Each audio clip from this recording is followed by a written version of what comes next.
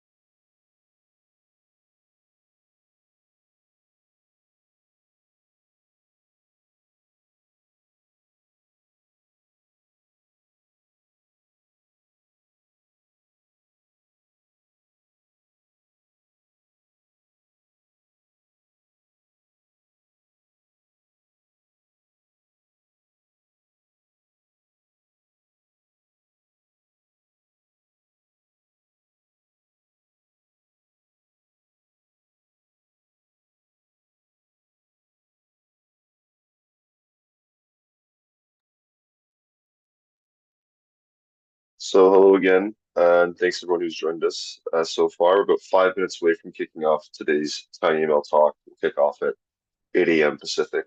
About 5 minutes here.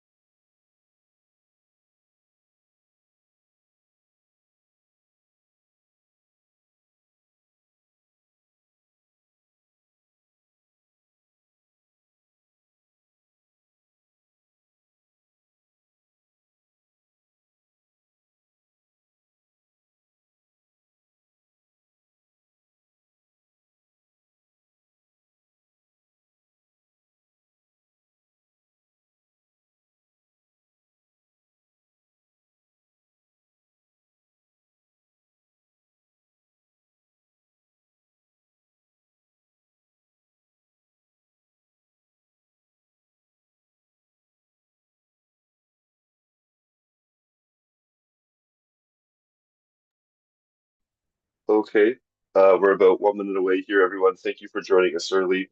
We're really excited to kick things off here in just a moment. We're in the final countdown now before we'll start today's tinyML talk. We'll start live in about 45 seconds.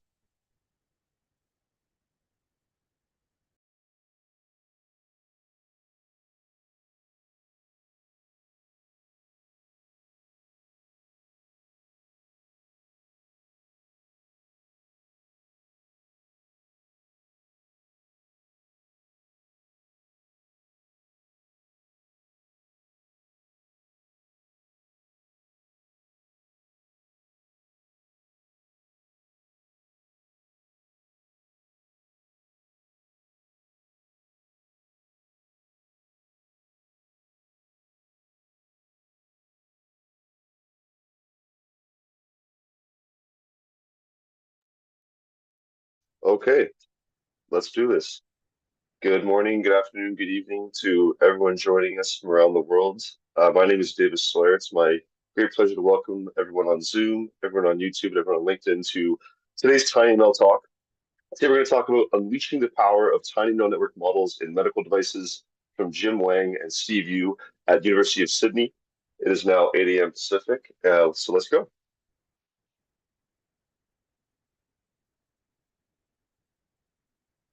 First of all, as always, we'd like to thank our sponsors who make tinyML possible: AIZip, Arduino, ARM, BrainChip, Edge Impulse, Embed UR, Befficient, Greenwaves Technologies, Gravity Inc., IMAX, Imagimo, Infineon, Initera, Noda AI, NXP, Procter & Gamble, Qorvo, Qualcomm, Renesas, Schneider Electric, SensiML, Sony, Silicon Labs, ST Micro, Synaptics, Sentient, and TDK. Thank you for making tinyML possible. If you are familiar with tinyML, if you're new to it, both of these are great places to get involved. We have a growing meetup group with over 20,000 members in 42 countries. And the tinyML community on LinkedIn is available here at the URL or QR code with over 4,000 members and 16,000 very active followers. In addition to the meetup groups and LinkedIn, we have a couple of ways you guys can get involved. Also, the YouTube channel. So the YouTube channel is where all the material from tinyML is available for free all the time. All the talks like this one will be posted there, so you can subscribe and stay notified from all the stuff happening all across the world in tinyML. And coming up, this is a super exciting in-person event. We do have a few in-person events that happen around the year, around the globe. tinyML EMEA is in Milan, Italy, June 24th to 26th. So be sure to register now. This is one of the most fantastic ways to get involved by actually going to one of these live events. So a couple of things before I hand over to our speakers here. The slides and the videos, as always, will be posted very, very soon after, if not tomorrow. Definitely within a couple of days here.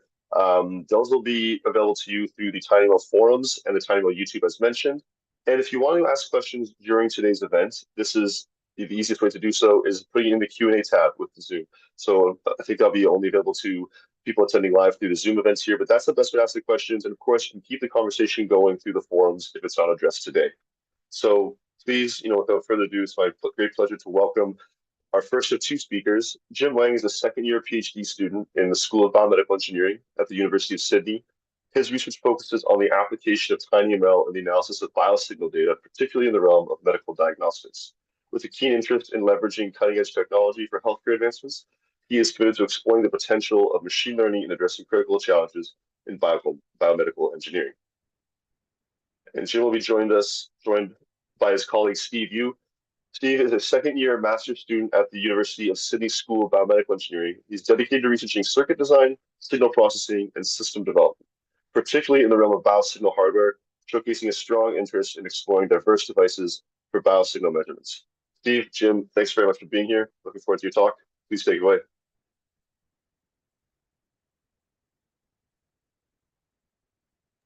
All right. Thank you, David, for introduction.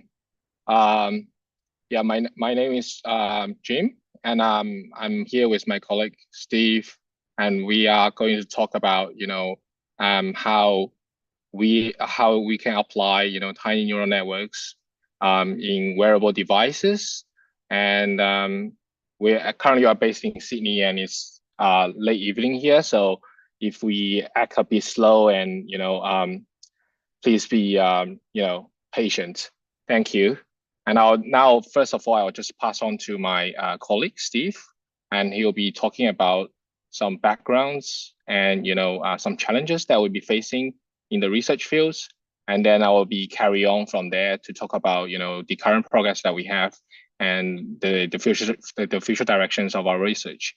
And we will welcome questions along the way. So if you have any questions, please drop in the Q&A chat box, and then we'll be happy to take the questions along the way. So now I'll hand over to my colleague Steve to start with the presentation of the day. Thank you. Okay, thank you, Jim. So the presentation is divided into 5 different sections. For the first 2 sections, we will be talking about the background and the current challenges of the field. While for the later sections, we are going to talk about the context regarding to our research. Then we start with the introduction part. Our research is currently focusing on the biosignal devices. Well, among all different device wearables, these days are becoming a more and more popular type of device for recording biosignals. Wearables are the device that you can wear every day. Various wearable devices with diverse applications are available to gather various physiological data. These devices also process the captured signals using techniques showing on the screen. In the healthcare domain, these devices are utilized for various applications. For example, the current device shown on the slide is a device for recording EEG signals. It can have several different applications like brain-computer interface, so that you can control your light in your home with the thoughts of your brain, or it can also used for like the recording the seizure recording for seizure detection. Apart from the medical device, there has been a large improvement in the machine learning. Machine learning has been applied in many fields. It is also happening in the fields that we are currently working on. Specifically in the medical field, machine learning can help health professionals to identify parameter patterns within data that have been related to some specific disease. This not only helps them to save their time and the decision-making time, but also allows doctors to focus on their time on the more important things like how to cure the disease. By automatically marks a certain time part of the data, machine learning also simplifies the patient care and treatment procedures, and this leads to a more efficient and effective healthcare delivery. Moreover, machine learning helps in the early identification of the potential issue from the biosignals, enabling early treatment. This approach contributes to better patient outcomes and overall healthcare management. The integrating of machine learning into healthcare not only enhances the diagnosis accuracy, but also helps to develop more personalized patient management strategies.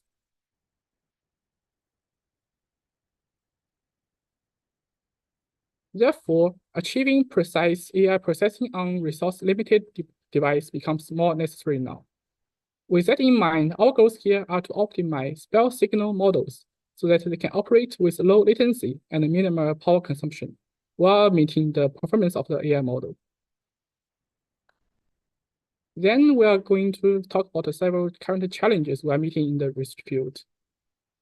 Currently, there are several different challenges in the field, and we are going to focus on the 5 ones we think the most critical ones.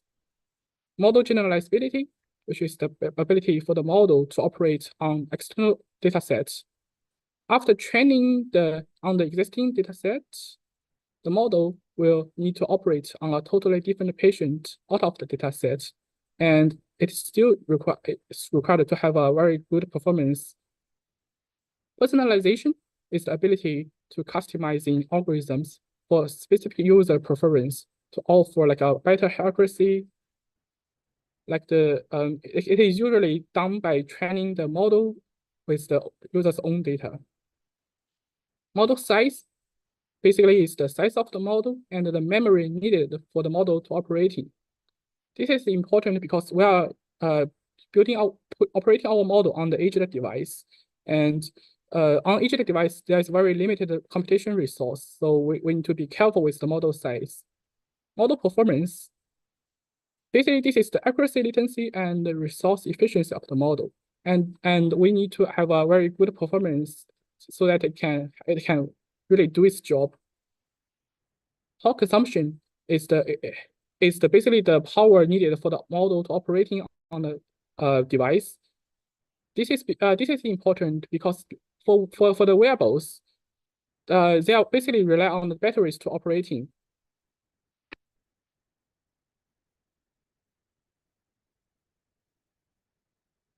Generalizability is one of the major challenges of the model.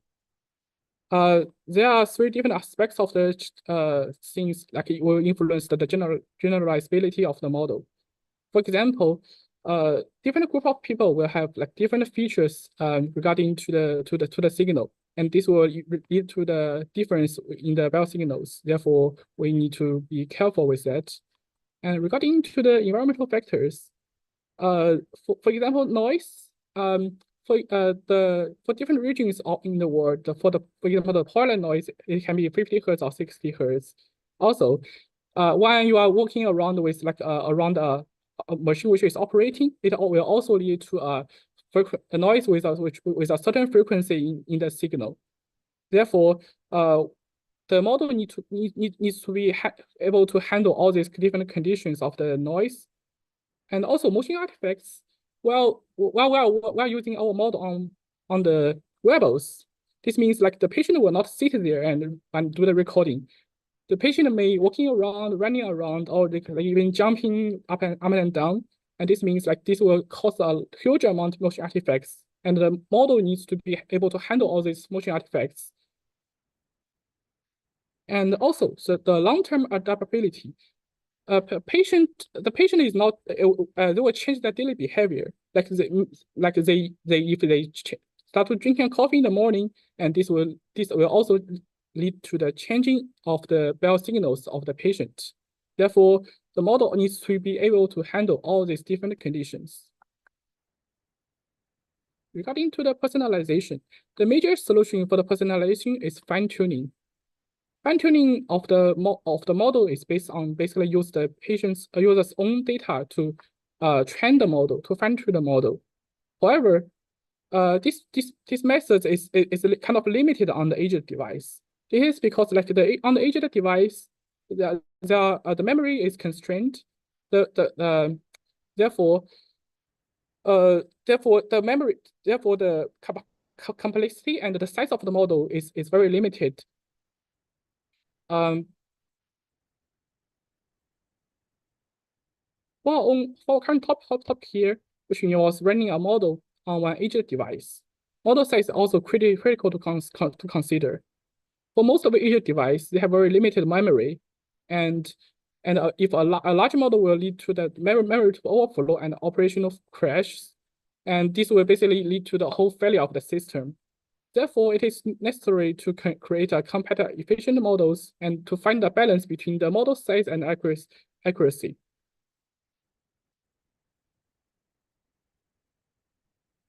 Model performance is the critical challenge of the machine learning. So this is important because like model performance is basically the major reason why we're using this model. It needs to be very accurate. It needs to be very accurate. Otherwise, the result it outcomes will not be trustworthy and not reliable, and then it will be meaningless. Regarding to the latency is something also very important for a wearable device. Because like it can produce a low latency can produce a very low response time. This means like in the applications like seizure detection, patient may hurt themselves when the seizure occurred. So they need to have an instant response when the device detect a seizure. But if the latency is too long, then there's no meaning for them to like detect a seizure and to prevent them from being damaged by themselves. And also like the resources need to be considered well, because like still we are operating on an aged device, and this means the memory, the power consumption of the device is limited, and therefore we need to like try to find the balance between the performance and the resource. Regarding to the power consumption of the model, some device here we used, they are not only operating for like several hours, they may need to be operating for like days, weeks, or even years. And in order to extend the battery life or like reduce the frequency of recharging, we need to design the model which is like crucial to achieve the optimal battery efficiency. This includes like developing an energy efficiency model for data processing, interference, and communication to minimize the computation load and the power usage. Additionally, choosing like the low power consumption components in the hardware domain is essential to reduce power while ensuring optimal performance levels, like the different chips or different pre-processing components, like the different op-amps. Then we pass the presentation to my co-worker, Jim. Oh yeah, okay. Just wondering up to this point if there's any questions. I'm happy to take. Yeah. So there's a couple of questions here. Jim or Steve, whoever wants to answer it. First question is from Fareed. What type of biosensors besides ECG and EKG applications are being considered for tinyML medical monitoring? Use cases and who makes these use cases? That's the first question. Okay. So I think for what the research we are currently doing, we are actually using ECG and EEG most of the time. I'm aware that there has been other kind of biosignals that have been tested on. For instance, the PPGs, and I think there's like muscle movements as well even. So there has been some growing applications of biosignals in this kind of areas. Cool. And there's a follow-up to that. Who makes these use cases? Of the manufacturers, like I guess medical device manufacturers and the models? And there's a subsequent question to that, which is there a database for these sensors? So I think they're wondering, who's providing the relevant, materials for machine learning for these use cases. Mm-hmm. So for some of the applications, for instance, the EEG and ECG applications that we deal with on daily basis, there are some public data sets for certain applications. For instance, for ECG data sets, there's abnormality data sets, which are public, so you can actually use them to train a model. And I think for EEG, there's a seizure data sets that's publicly online. And apart from that, we also work with hospitals and on using some of the private data sets to check if the model that we have built is actually useful in real cases. Right. Nice. So that's super helpful. And this is also, it's kind of in the same vein. This is a different question from Mahdi Saleh. The question is there specific international standards for certifying the use of ML algorithms on medical devices? In terms of standards, I'm not quite sure what kind of standard it's referring to, but I mean, if we are talking about ethics, I think there's certain international standards for FDA or the guidance we have at a national level. So I think the question says international, which maybe there's not as much there, but I mean, in some cases, maybe EMA. I know the FDA has made some progress in how they want to certify software and ML devices, and you'd find guidance there perhaps, but not from the ML community as far as I know, if there's anything that's come from machine learning standards. Mm-hmm. Yeah, me too, I think. Yeah. Okay, well, it's also something that a professor involved in the field, VJ Reddy, is very excited and adamant about. That might be interesting. That question. We'll keep it moving. There is also more question that you might want to address. It's how do you convert deep learning models into C++ code in order to be implemented on the edge devices? So do you use ONNX or XXT tool to convert TF-Lite to C? And then what type of models have you tried this for? So the question is about converting. How do you deploy these models on the edge devices? Mm-hmm. So we have tried converting, which I will be going through later. We have been trying to convert some of the models to be implemented on microcontrollers, which requires to be in C++ formats. I think for TensorFlow they have actually like a package which you can use to actually transfer or transform some of the models that you have trained to the format that is compatible to microcontrollers. And I think I will be going through some other details regarding because for microcontrollers, it's actually just for inference, usually just for inference. Right. And for medical applications, we have talked about, there's one challenge that we have talked about is called personalization, which means you have to actually fine tune the model to actually better fit the patient's needs. That we have, for that purposes, we have tried it, not converting that, but using like a slightly more powerful edge devices that is actually powerful enough to actually fine tune a small model with reasonable time on that. So, but I will be going through that in the later part of the presentation.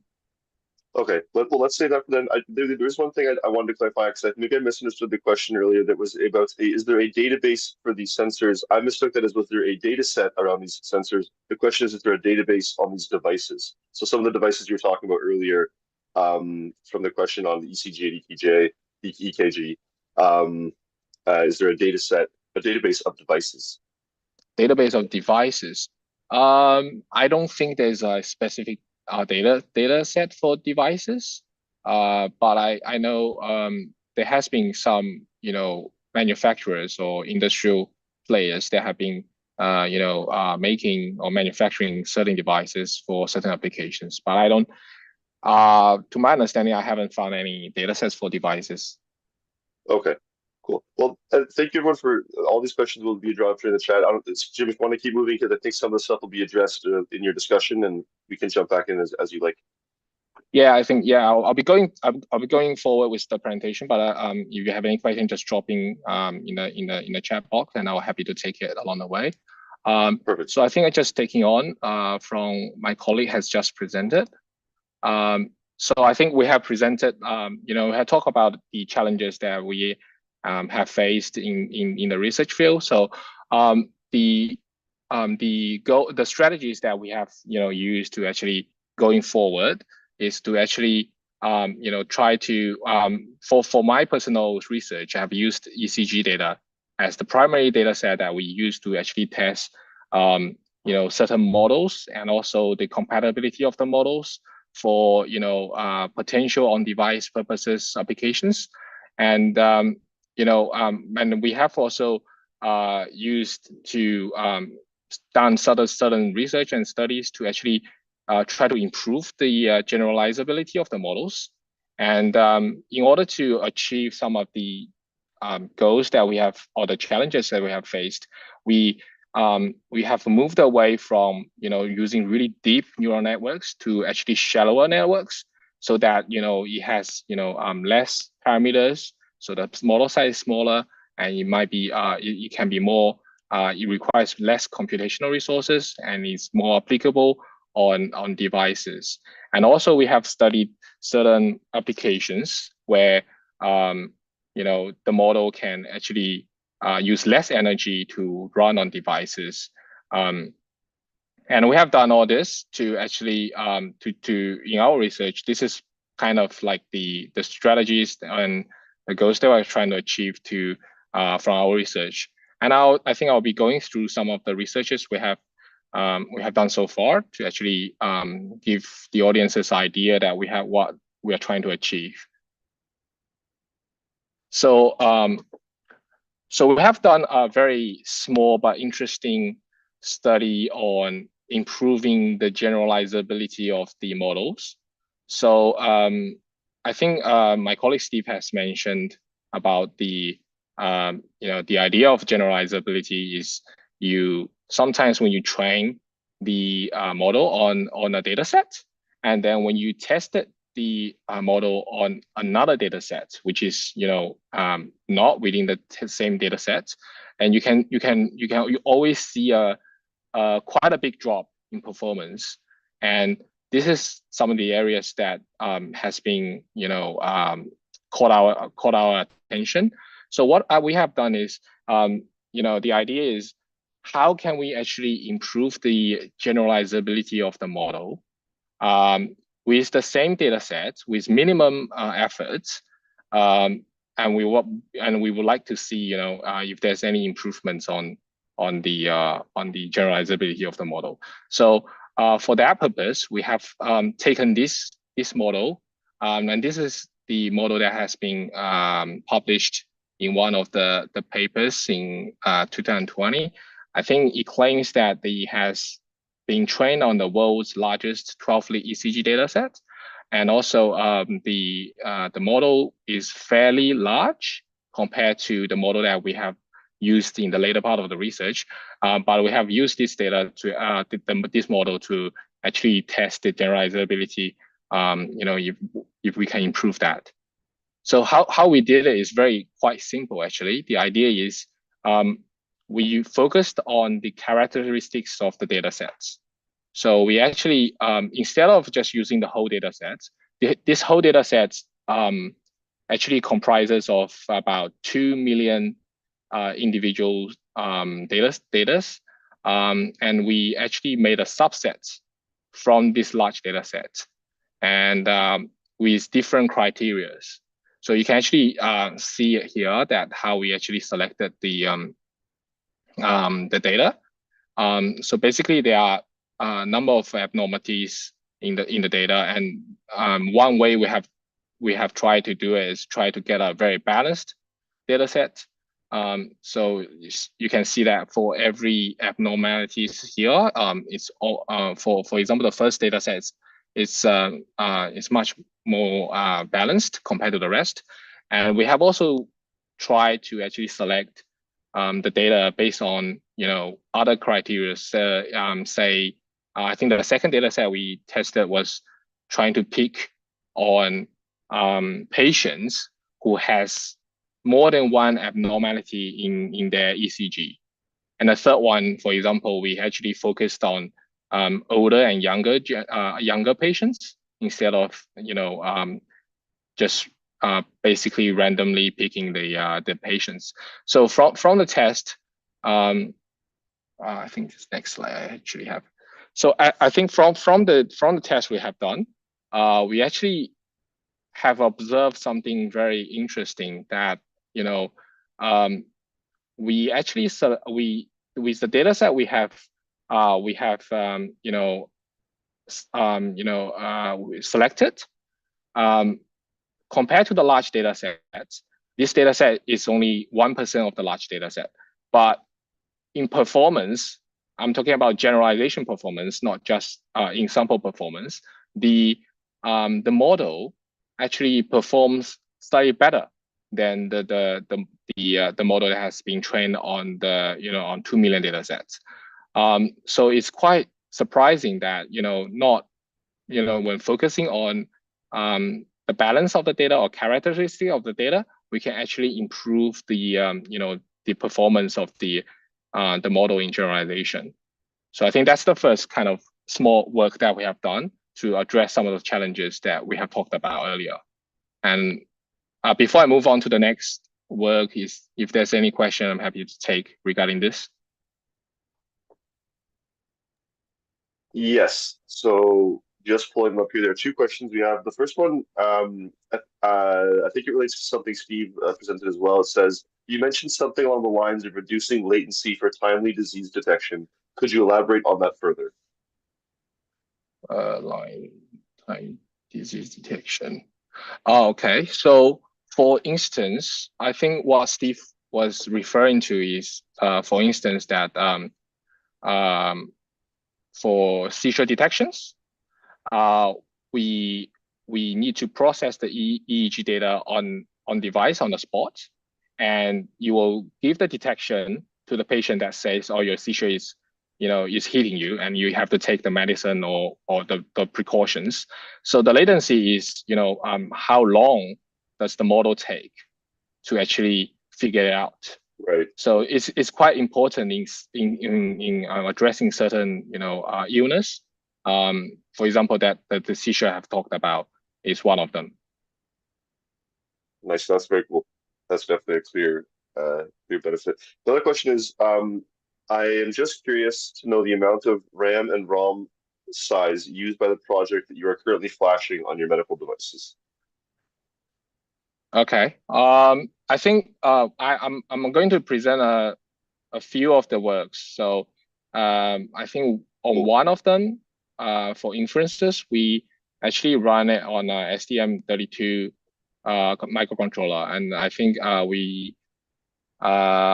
the RAM I think we used is about 74%, if I'm not wrong. I have it in slides, in the later slides, but yeah, I think that's the number on my head. Nice. Okay, and one more question here is asking you to elaborate on the rules and tools that you use to reduce the size of the training data set to make it more vital. The rules and tools.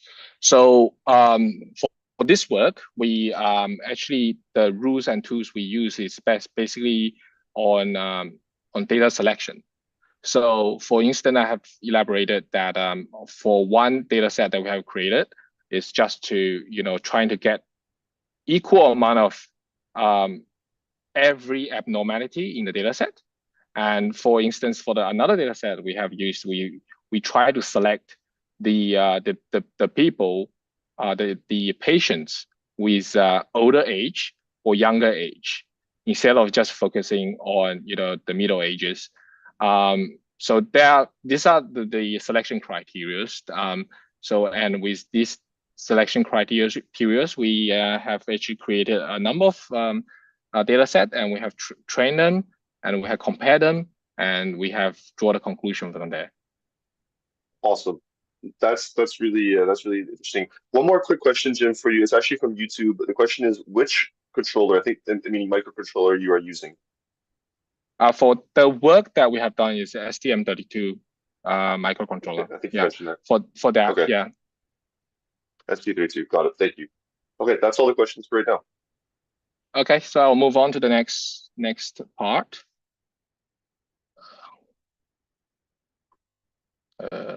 Okay, so here is some tests that we have done for certain models that we have used. For this particular work, we did not test it on any hardware devices, because we were just trying to figure out if this is the right model that we should be using for some of the occasions that we some of the applications that we are trying to address. So for this model is the diagonal state space sequence model, and I think if you are following the machine learning community closely, you probably have heard about the Mamba model, which has been released early this year. So this is from the same kind of work. I think this is more like a simpler version of Mamba, and it shares the same foundation with that model. So they claim that this model is very efficient in terms of parameters and computation, and it also has some certain advantages in terms of model size. So for this particular work, we actually have tested this on ECG data, and also this model works well with time sequence data, which is the form which ECG data is in the form of that. So we have actually tested this model, and we actually used compared using multiple layers of the S4D layers to actually see if this model is working. So drawing from the work that we have done on this model, we actually found something quite interesting regarding this model. So I think my colleague Steve has actually talked about noise. The noise can be quite destructive in biosignals, and this model has shown some resistance to the environmental noises. So it's quite a interesting phenomenon that we have observed from this model, and also the generalizability of the model is quite strong. So we have actually in this work, because we have the conclusion that we have drawn from the previous work that training on a more balanced data set actually improves the generalization capability of the model. So we actually used a very balanced data set to actually train the model and tested it on another data set, which is not the same one that we have trained it on. And we have seen, relatively quite strong holding up of the performance when you test it on another data set. And also another very interesting, phenomenon that we have observed from this model is that, usually we use 12-lead ECGs to make, predictions or detections of the abnormalities that, happening in your heart. For this model, you just used 1 channels instead of the 12 channels provided, and we actually have tried to see if this model is still holding up. And very surprisingly, the performance didn't drop by too much, so it's actually holding up quite strong with just 1 lead of data. So we are saving 11 leads of data, and this will save a lot of resources on computation. And that's why we think this could be a good candidate for wearable devices. Okay, I think that's the summary of this work. So if you have any question regarding this before I move on to the next one, you're happy to drop in the chat box.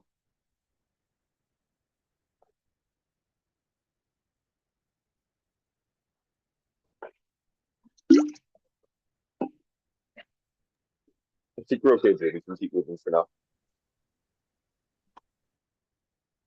Yeah, maybe I should wait for a couple minutes to see if there's any question coming.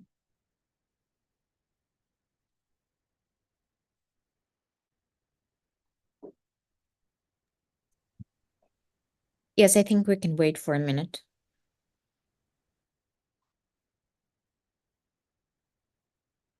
Oops.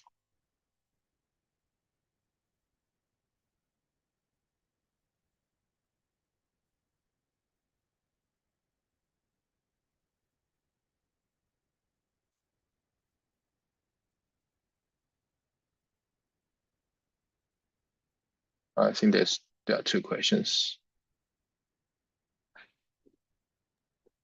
Yeah, sorry about that. I was just reading. So yeah, the first one, I think this is a great question, actually. Do you think this model code be made available? We have published this work, and the code access has been, put on the work. So I think you can access that through GitHub. That the link will be provided on the page. Yeah, perfect. Yeah, that's what I was going to say. If you have a link or something, you can actually even type it in the answer, and that way everyone can see it. And you could share. I just realized actually I can see that question. Yeah, absolutely. So I think that those could definitely be shared. This is another good question. Under what scenarios do the models on the device need to be updated? I don't quite get what so what do you mean updates? Maybe update the weights, like do some fine tuning or retrain the model essentially, I think, or maybe change the model more deeply. Okay, so for some instances, like we have talked about personalization, and this is actually linked to generalization as well. So when you train a model on a public data set or on a large data set, there might be a chance that when this model is applied on this person, and it does not work as what it should be, because of certain features you have, or certain the environment might be different. So in that cases, you might need to fine tune the model with your own data Mhm. to actually make the predictions more accurate. If that answers the question, yeah. Right. And even once you've done that, like say you've taken a model and you've used your own data, your own annotations to now train it, and you've deployed it to the devices. Maybe after a month or 2 months, you notice that the accuracy starts to degrade, or you have a new type of data, type of drift in the inputs. Yeah, Is that could happen. Yeah. Yeah, that could happen. Yeah. So for instance, the user habit changes, and that could result in the change in your signal, and also of course you might need to fine tune that model as well in that cases. Right. Okay, next one. Do you have a? Yeah, so there's another question. There's one more question that's probably going to be addressed if you share the link or the code. But the question is, do you have some precise figures to share when you're talking about the performance of your model? I don't have it on the slides, but I'm pretty sure it's there in the paper, in the published paper. So maybe Steve, can you help me to actually put the link of the paper there? So yeah, you can actually check over there. Awesome. Well, thanks, guys. Yeah, that's super helpful. I think that's a really interesting part of what's been new in what you presented here is the model contribution. So definitely a lot of interest in that. Okay, that's good. So I think that's all the questions for now.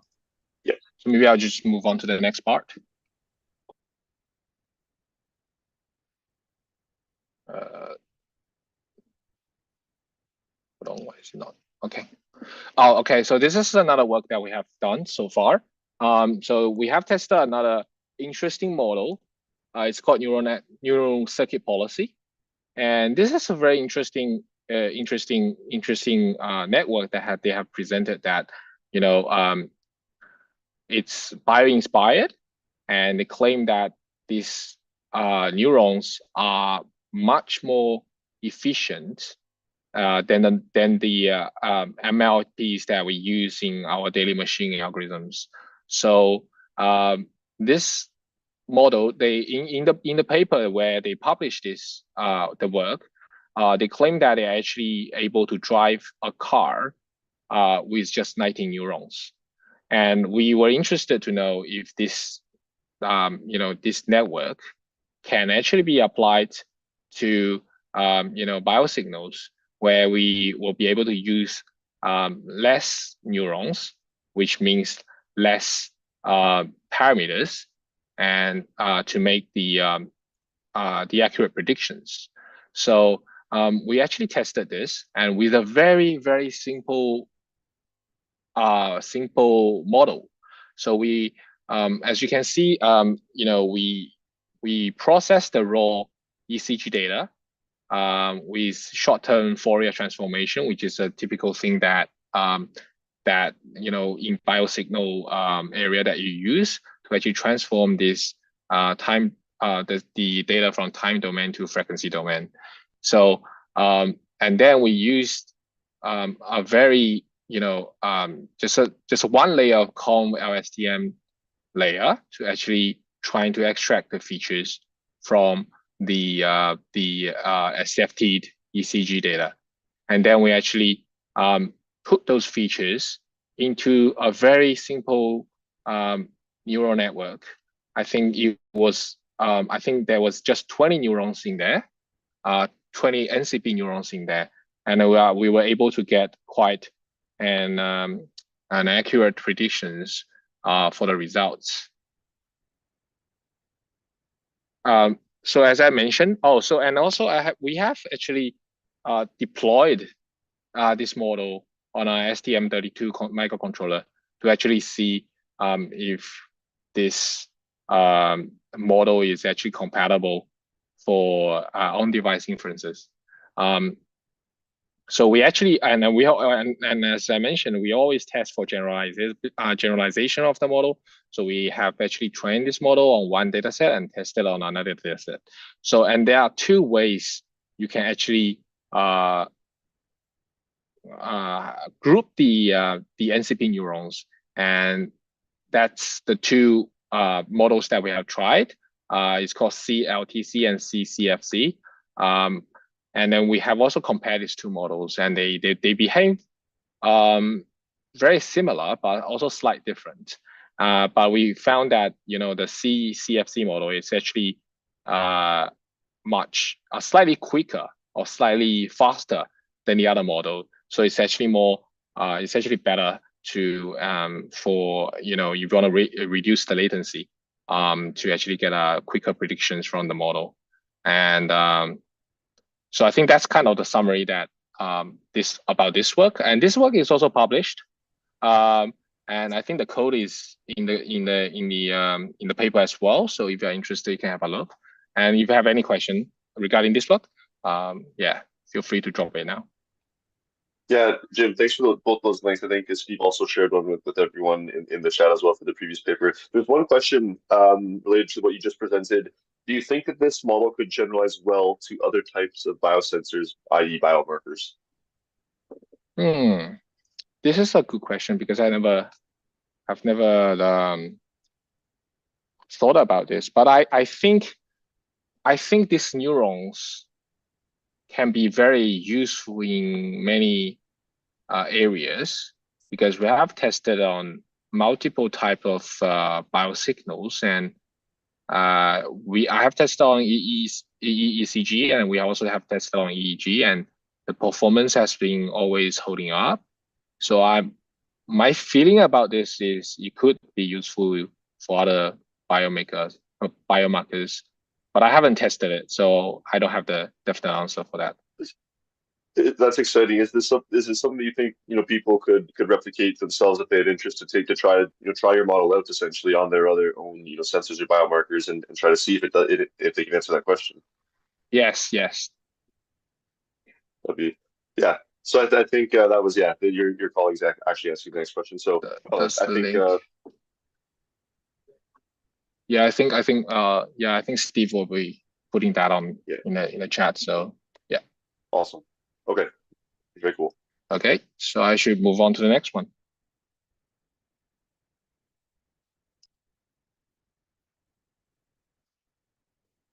Okay, so this is another area that we have tried on. So I think in the past, or in the earlier part of the presentation, my colleague Steve has talked about the power consumptions of the models.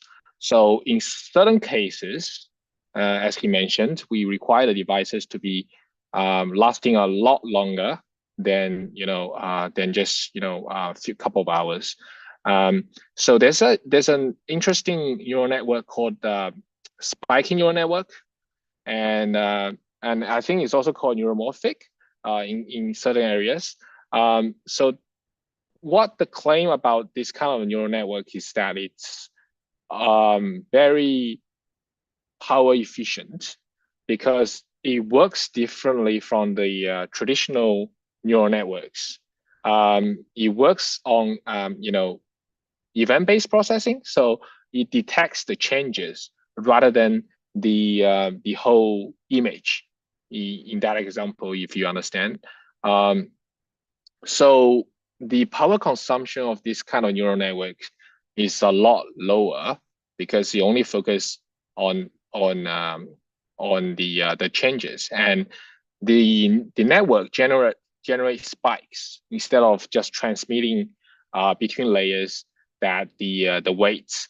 So when the spikes are very energy efficient because that's what they believe that how human brain works, because your brain doesn't consume that much of energy when you tries to learn or looking at some images compared to the current machine learning that is consuming a tremendous amount of energy to train on GPUs.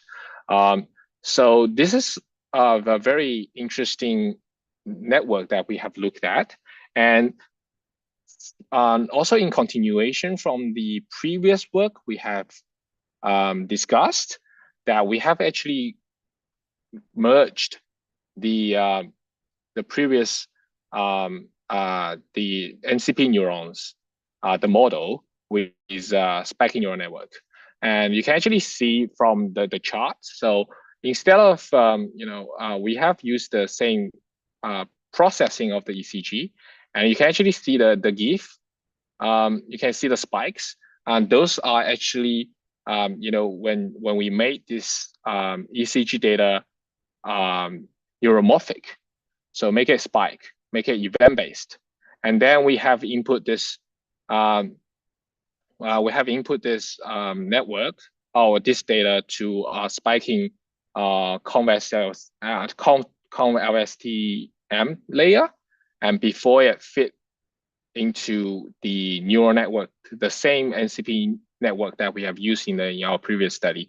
And the key takeaway from the study that we have found is that there is a claim that when you use spiking neural network, there's usually a big drop in performance. But in this work, where we combine the spiking neural network and the NCP network, we actually did not observe a huge drop in performance. Instead, actually the performance holds up quite closely to the original model, and because it's now neuromorphic, or is using spiking neural network, it's actually saving a lot of energy, as we have presented here. So it's actually almost 100 times less energy usage compared to the traditional neural network that we have tested on. And also to actually. Sorry, Jim. I think there were some questions about the spiking, neuromorphic approach actually. So because this is a super interesting topic itself, right? So I think the question is, can you elaborate on the biomimetic approach, which I think is referring to the neuromorphic or spiking, event-based types of models you're using. Are there other models based on this kind of approach, and is it specifically interesting for tiny systems and resource-constrained devices, which I think it definitely is. So maybe if you want to just elaborate more on the kind of inspirations for these approaches. So I'm just actually reading. Is that the second question? Can you elaborate? Yes, exactly. This is a question from Arthur on the biomimetic approach. Yeah. In general, are there other models based on this kind of approach? Oh, okay. So actually, there has been a growing attention in this field because of the energy problem that I have discussed earlier. So there have been so what I have been focused on is on the network, which is the software of the neuromorphic, and there has been a growing interest in actually designing neuromorphic chips. There has been some commercial product actually released, and but at the moment, I think neuromorphic chips and neuromorphic models are still at the earlier stage. So there's still a lot of research and developments going on in this field, and I have seen there are new type of neuromorphic chips that has been released in the recent years. And there are some new ways actually to train the neuromorphic models as well, has been released in the past 1 or 2 years. So it's still early, this model, but there has been a growing attention and application of this kind of models in, at least in medical domain, yes. Nice. Well, thanks for that insight. Definitely beyond even the biomedical engineering, that topic neuromorphic has been interesting in tinyML for some time and across a lot of domains. So definitely huge. Okay, I think I addressed all the questions. So yeah, I haven't finished on that work. So this is just the finishing up slides for that. So we actually try to deploy this model on microprocessor, and to see if on-device fine-tuning can happen. Because at the moment, for neuromorphic models or for spiking neural networks, it's harder to train on a normal GPU or CPU. But just to demonstrate our proof of concept, we actually deploy this model on a microprocessor and use it to actually train or fine tune on the edge to actually see if this can be done. And we have also tested this this model on how it handles with missing channels. This is because, when you are, as I mentioned, for ECG data, there are 12 leads, and sometimes there might be 1 or 2 leads that is not in good contact with the with your body, and the signals gets rough, or it's just missing. So we are always, it's just like a habit that we have, that we always test these models on missing channels to actually see how these models behave when there's a missing data, and is there a huge impact on the predictions of the model. And compared to the non-spiking version of the model, the spiking ones is actually handles the missing channels better. This may be because the neuromorphic models works on event-based data instead of the full data, so it naturally handles some of the missing data better than the traditional models. And we have tested on one single lead ECG data to see if that can be done with just one lead ECG, and to see if this model can be applicable for tiny devices, because usually for tiny devices you don't collect 12 lead ECGs, you just collect just 1 lead. Yeah, I think that's all for this work. So I think there's more questions. Should I take that? Yeah, so the question that you could address here is, how do you envision the on-device supervised training of a model to work in a real-life application? And where's the labeled data coming from in medical applications? Yeah, I think the labeling will be will need to be done. So we haven't figured out that part yet. So how you actually do the labeling, because you actually need a doctor or the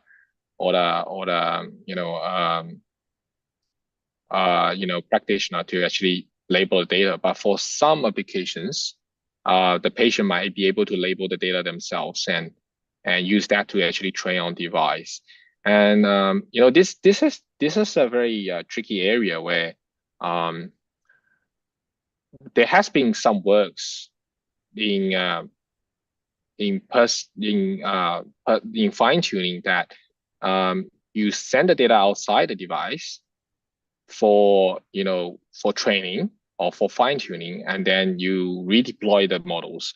But there's a growing concern about privacy issues in that approach, because if you send the data outside, the data, it's very easy for anyone with a bad intention to actually hack into the data, to hack into the server to get your personal data. So there has been a lot of work in this area as well recently, to actually address this issue. Got it. And I think there are a few people who are definitely interested to collaborate with you and Steve. So I don't know if you have it at the end of your presentation, but your email contact or however to get in touch with you, definitely a few people interested here. So we'll save that for when you want to share it. Okay. All right. Awesome. So I'll keep going with the other part of the. So I think there's one more work that I would like to just briefly present. So this is just another study that we have done. So we have actually introduced the application of the S4D model and the NCP model that we had tested on. So we had just had a very interesting idea on both models have shown compactness or like high efficiencies in model size, in parameters, when dealing with this kind of, at least in biosignal data. So we had an interesting idea on, what if we combine the two models? So we actually tested, this model. We actually merged these two models. We only used one layer of S4D layer, and then we have merged it with an NCP model or NCP network with just 20 neurons. And we actually tested on raw ECG data, means without any pre-processing, and we actually achieved a model that's so small. It's just like 242 kilobytes in terms of architecture, or in terms of the model size. And also we have also as we are moving towards trying to see if this personalization can be happen on device, we have also tested this model to actually for on device fine tuning to actually see if that can be happen, if that this model is trainable on a small, relatively small edge devices. And I think it was possible. And also we have actually tried to find the limitation of this model. And how we did it is that we actually try to push the limit of the model by further reducing the neurons and the architecture within the S4D layers, and we actually have achieved a model that is just 25 kilobytes, and it's still holding up the performance quite well. And also we have also tried to test, if instead of using a long ECG data, we just use a very short ECG data, is the model able to make a very accurate predictions?